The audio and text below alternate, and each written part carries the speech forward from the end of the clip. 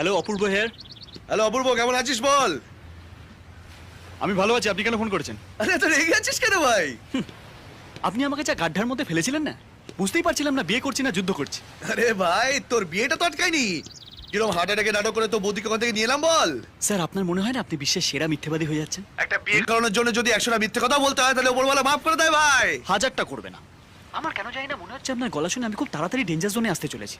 আরে ভাই, তোর যাতে কোনো অসুবিধা না হয় তাই জন্য তোর বৌদিকে নিয়ে সোজা ব্যাংকক, থাইল্যান্ড, মাইল্যান্ড। কোথায় এসছেন? Bangkok, Bangkok. ওয়েলকাম, আমি ওখানেই আছি। কি বলছিস ভাই? কোন হোটেলে উঠেছিস? অসম্ভব, আপনাকে জীবনেও বলবো না, নাহলে দেখবো আপনি ওখানে।